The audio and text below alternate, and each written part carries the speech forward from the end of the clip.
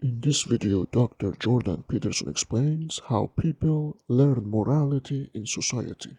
And so Piaget would say that, the origin of and Franz de Waal, who's a great primatologist, by the way, Franz, F-R-A-N-S-D-D-E-W-A-A-L, he's written a lot of books about the emergence of morality in chimpanzees in particular. And, he follows the same line of logic. It's that the morality emerges out of the interaction between the chimpanzees.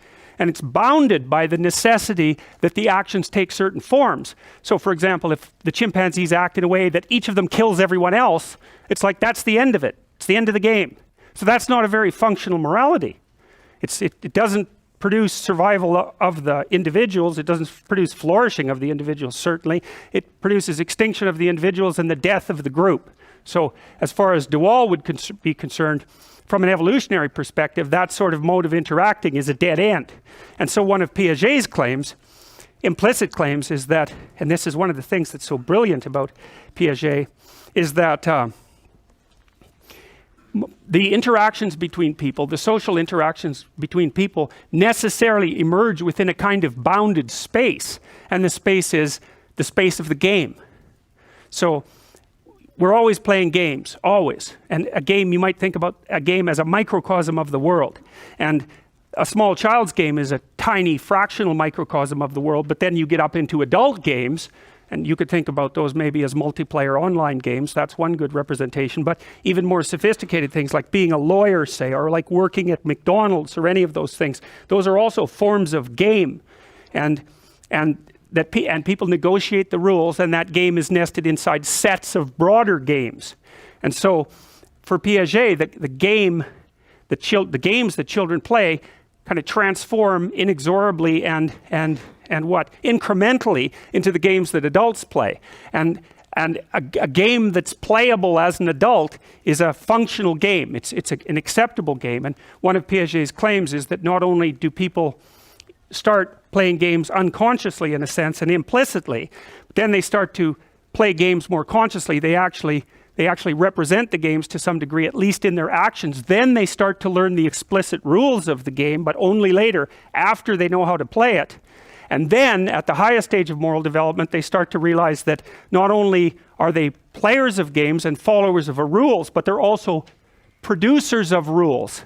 So you start out not being able to play a game at all, then you can play a game with yourself, then you can play a game with a few other people, then you can play rule-governed games with lots of people, and then you realize that you make the rules and you can make new games. And that's the highest level of moral development according to Piaget. It's brilliant. It's bloody brilliant. He's the first person that I ever really encountered who was able to put the notion of an emergent morality on something, broadly commensurate with a scientific perspective. But you have to understand that in order to do that, he had to sacrifice a little bit of his notions of scientific realism, and that's what makes him a constructivist. And so we're going back to constructivism. So he says the beginning, and this is the beginning of the development of knowledge, does not unfold itself as a matter of chance, but forms a development. So he said there's not only do knowledge structures change across time, and they're embedded in the social world, but the manner in which they change across time actually has a bit of a structure. And so that would be the Piagetian stages of development. And since the cognitive domain has an absolute beginning, which means you're here now, but at one point you weren't, so there was an absolute beginning to you as a phenomena. It's to be studied at the very stages known as formation. That's his rationalization for being a genetic epistemologist, right? Someone who studies the formation of knowledge structures across time, like an embryologist, someone like that, right?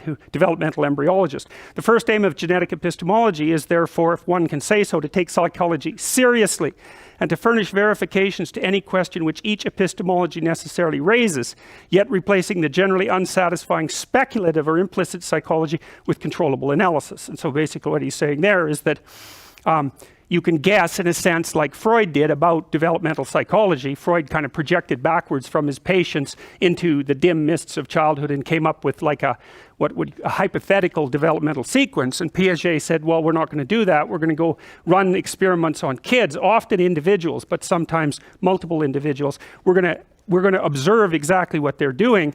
He watched his kids in their cribs, for example, unbelievably intently and with great. He was like an ethologist, which is a person who studies animal behavior observationally, like Frans de Waal. He was like an ethologist of children, not exactly an experimental psychologist, although also an experimental psychologist. And he more or less established the field of developmental psychology.